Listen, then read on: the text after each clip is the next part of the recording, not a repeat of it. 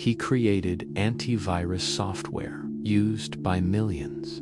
Then he fled into the jungle, lived off-grid, and claimed the government was trying to kill him. This is the story of John McAfee, a tech genius turned fugitive, whose life ended in a Spanish prison under mysterious circumstances.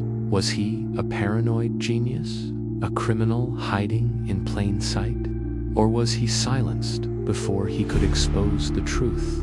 Welcome to the wild, tragic, and unforgettable story of one of the most controversial figures of the 21st century.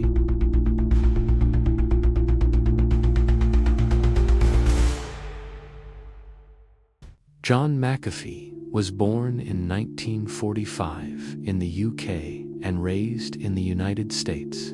He was brilliant, eccentric, and deeply curious about technology.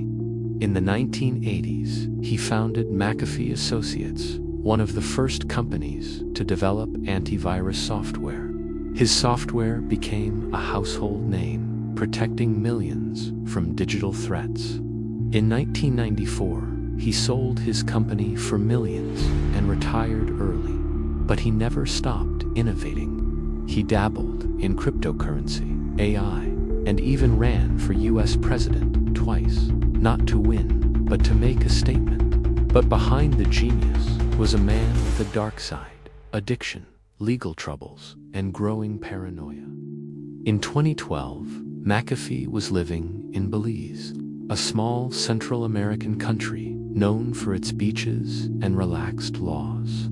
He moved there to escape US surveillance and live freely, but his life took a dark turn. His neighbor, Gregory Faull, was found shot to death in his home. Faull had complained about McAfee's dogs and loud parties, and McAfee claimed he was being harassed.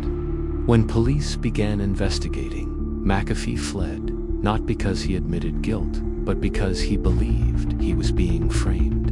He claimed the real killers were powerful people who wanted to silence him, and that the Belize government was corrupt. Within days, he vanished, and the world thought he was dead. But he was just getting started. For years, John McAfee lived on the run, but he didn't hide in silence. He documented everything. He traveled across Guatemala, Honduras, the Dominican Republic, and Thailand, often broadcasting his movements online. He gave interviews, posted videos, and even allowed a documentary crew to follow him. He claimed he was being hunted by the CIA, and shadowy corporations, all because he knew too much about government surveillance and cryptocurrency. He said they wanted to steal his research, silence his voice, and erase his legacy. Some called him a madman. Others believed he was telling the truth. And all the while, he remained one step ahead of the law.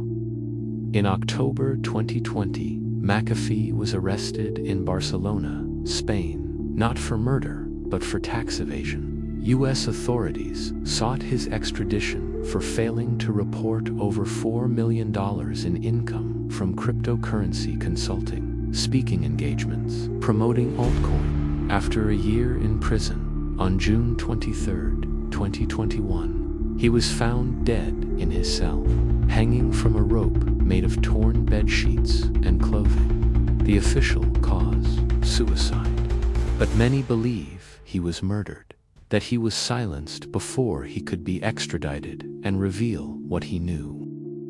Even after his death, questions remain. Was John McAfee really involved in the murder of Gregory Faull? No evidence ever linked him directly to the crime, but he fled before being questioned, raising suspicion. Did he really commit suicide? Friends and family said he was in good spirits the day before. Some believe prison officials or agents made it look like suicide. What did he know? McAfee claimed to have evidence of government surveillance, crypto manipulation, and secret tech projects. Did someone want that information buried with him? John McAfee was many things: a genius, a rebel, a fugitive, a showman. But one thing is certain: his death remains one of the most controversial in modern tech history.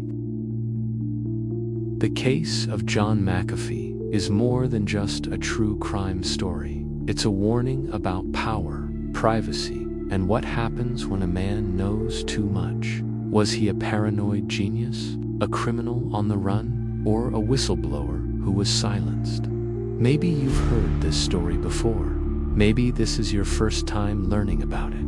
Either way, I'd love to hear your thoughts. Drop your theories in the comments below. Was his death suicide or murder?